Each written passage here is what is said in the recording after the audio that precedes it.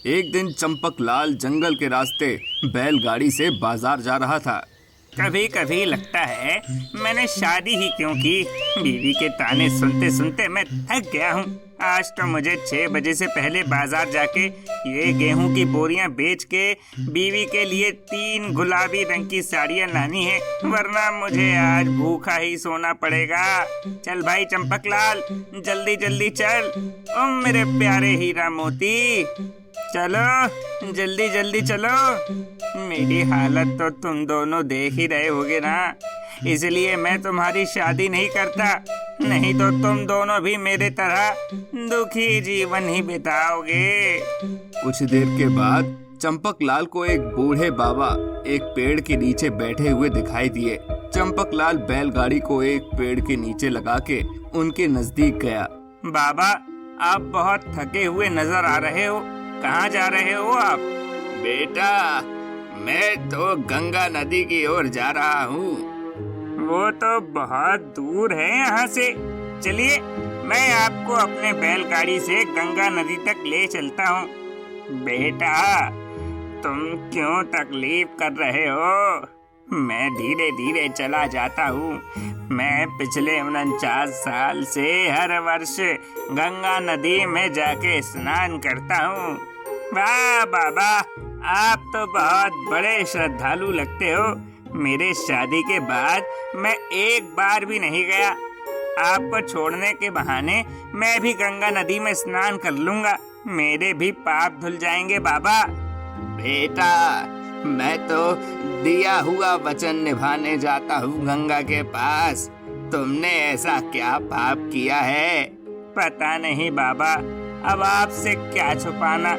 दिन भर काम करता हूँ, ईमानदारी से रहता हूँ, पर घर संसार में सुख शांति नहीं है बाबा। ऊपर से बीवी हर रोज ताने देती रहती है। शायद कुछ पाप किए होंगे मैंने, इसलिए ऐसा जीवन मिल रहा है। बेटा, चिंता न करो, भगवान जी पे भरोसा रखो, सब ठीक हो जाएगा। भगवान जी पे भरोसा है बाबा, और मेरे हीरा मोती है ना, वो मेरे साथ हमेशा रहते हैं। उनसे बात करता हूँ तो अच्छा लगता है। कौन हीरा मोती? वो देखिए मेरे प्यारे हीरा मोती कैसे खड़े हैं। अरे वाह, ये तो बहुत ही प्यारे हैं। बाबा, अब आप मना मत कीजिए, चलिए मैं आपको छोड़ आता हूँ। अरे लेकिन तुम अपने रास्ते जा रहे थे, मेरी वजह से देर हो जाएगी तुमको। मैं तो बस ये गेहूं की बोरियां बेचने जा रहा था और अपनी बीवी के लिए 3 गुलाबी रंग की साड़ियां लेने जा रहा था। वैसे मैं घर समय पे पहुंचा तो भी ताने खाऊंगा, देर से पहुंचा तब भी। अच्छा ठीक है, चलो। फिर चंपक लाल बैलगाड़ी लेके आता है और बाबा को बैलगाड़ी में बिठाकर गंगा नदी की ओर चले जाता है। बाबा, मुझे क्षमा कीजिए, आप इतने थके हुए थे फिर भी मैंने आपको भोजन के लिए पूछा नहीं। मैं बैलगाड़ी रोकता हूँ, हम दोनों भोजन करके नदी की ओर चले जाते हैं। बेटा, तुम अच्छे इंसान हो, जल्द ही तुम्हारा जीवन सुखी हो जाएगा। बाबा, अगर ऐसा हुआ तो मैं अगले साल फिर गंगा नदी के दर्शन करने जाऊंगा। फिर चंपक लाल और बाबा ने भोजन किया और गंगा नदी की ओर जाने लगे। गंगा नदी के पास पहुंचते ही, बेटा, पहले मैं स्नान करके आता हूँ, तुम यही रहना। जैसी आपकी आज्ञा बाबा। फिर बाबा ने गंगा नदी में स्नान किया और नदी को प्रणाम किया। फिर चंपक लाल ने खुशी खुशी गंगा में स्नान किया। फिर उसने भी नदी को प्रणाम किया। बेटा, तुमने मेरी बहुत सेवा की है, मुझे खाना खिलाया, गंगा नदी के दर्शन कराए, मैं प्रसन्न हो गया। मैं तुम्हें कुछ भेंट देना चाहता हूँ। ये चमत्कारी पानी का घड़ा है, मेरी 50 वर्ष की तपस्या का फल है ये पानी। इसमें से थोड़ा पानी पी के तुम जो मन में मांगोगे वैसा ही हो जाएगा। पर एक चीज याद रखना, जब तक इस घड़े में पानी है तब तक ही तुम्हारी इच्छाएं पूरी होंगी। इसलिए घड़े का पानी संभाल कर रखना, उसे कहीं गिरने मत देना और ज्यादा लालच में एक साथ पूरा पानी नहीं पीना। लेकिन बाबा, जो आप कह रहे हो मुझे यकीन नहीं हो रहा है। चमत्कारी चीजों पर हम तभी विश्वास करते हैं जब चमत्कार दिखता है। पानी पियो और कुछ मांग लो। ठीक है बाबा। घड़े का पानी पीते ही चंपक लाल ने मन में कहा, मेरी बीवी के लिए सबसे सुंदर गुलाबी रंग की 3 साड़ी दे दो। चंपक लाल को यकीन ही नहीं हो रहा था कि उसके हाथ में 3 साड़ियाँ थी। बाबा, मैं क्या ही बोलूं आपको, मैं इस चमत्कारी पानी से धन्य हो गया। अब मुझे संसार में कोई कमी नहीं होगी। हाँ बेटा, अब तुम खुशी से जीवन जी सकोगे, लेकिन इस पानी का उपयोग अच्छे कार्य के लिए करना और ये पानी वाली बात किसी को मत बताना। जरूर बाबा, मैं इस पानी का इस्तेमाल अच्छे कार्य के लिए ही करूँगा। ऐसा कहते ही चंपक लाल खुशी खुशी अपने घर चला गया। साड़ी देखते ही बीवी खुश हो गई। उस रात चंपक लाल को अच्छी नींद आई। उसको लगा उसके सारे सपने अब पूरे होंगे, उसकी बीवी उसके साथ प्यार से रहेगी। लेकिन दूसरे दिन चंपक लाल अपने मन में सोचता है, अगर मैंने अच्छा घर मांग लिया तो बीवी और पड़ोसी को शक हो जाएगा। सभी पूछने लगेंगे कि ये चमत्कार कैसे हुआ। बाबा ने तो मना किया है किसी को बताने को।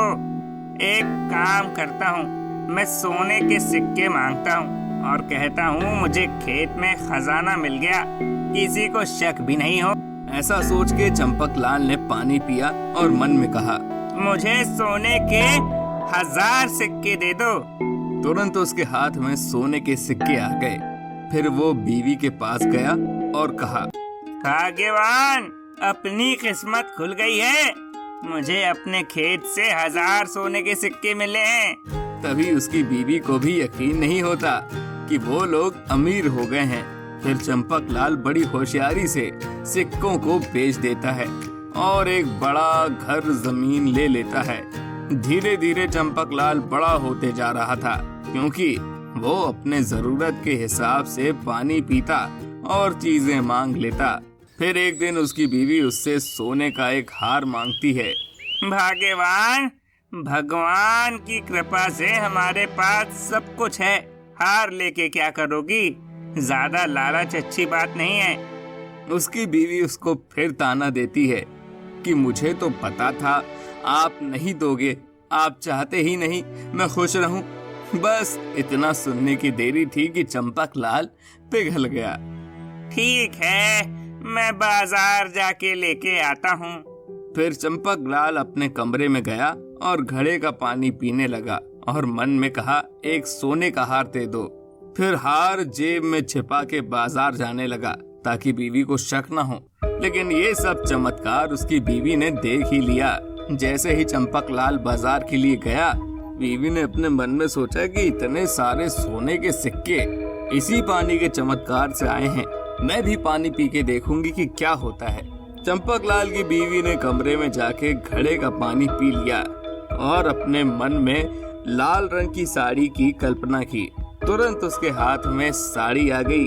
चंपक लाल की बीवी को ये चमत्कार देख के मजा आने लगा। फिर वो पानी पीते ही कुछ भी चीज मांगने लगी। धीरे धीरे घड़े का पानी खत्म होते जा रहा था, लेकिन उसको इस बात की कोई चिंता नहीं थी। लालच में उसने साड़ी, झुमके, चप्पल जैसे चीजें मांगकर पानी खत्म कर दिया। थोड़ी देर बाद चंपक लाल घर आया। उसने देखा तो क्या, उसके कमरे में कई साड़ियां पड़ी हुई थी। घड़ा पूरी तरह से खाली हो गया था। भाग्यवान, ये तुमने क्या किया? घड़े के पानी से तुमने ये सब मंगा लिया क्या? चंपक लाल की बीवी तो बड़ी खुश होकर उसको सारी चीजें बताती है कि उसने साड़ी मंगवाई, उसने चप्पल मंगवाया और ये सब उस चमत्कारी घड़े की वजह से हुआ। चंपक लाल अपने सर पर हाथ रख लेता है। तुम सच में लालची औरत हो। लालच में तुमने सब गवा दिया। बाबा ने कहा था पानी के बारे में किसी को मत बताना। इस वजह से चंपक लाल ने अपनी बीवी से कुछ भी नहीं कहा था, लेकिन बीवी के लालची स्वभाव के कारण चमत्कारी पानी खत्म हो गया। बीवी को अब अपनी भूल समझ आ गई और अंत में उसने माफी मांगकर कभी लालच न करने का वादा किया। उसने कहा कि वो चंपक लाल के साथ खेत में भी उसका हाथ बटाएगी, और ऐसा ही हुआ। धीरे धीरे करते हुए चंपक लाल और उसकी बीवी सुखी जीवन बिताने लगे। उसके बाद उसकी बीवी ने कभी उससे किसी भी चीज के लिए शिकायत नहीं की और दोनों में धीरे धीरे प्यार और बढ़ता गया।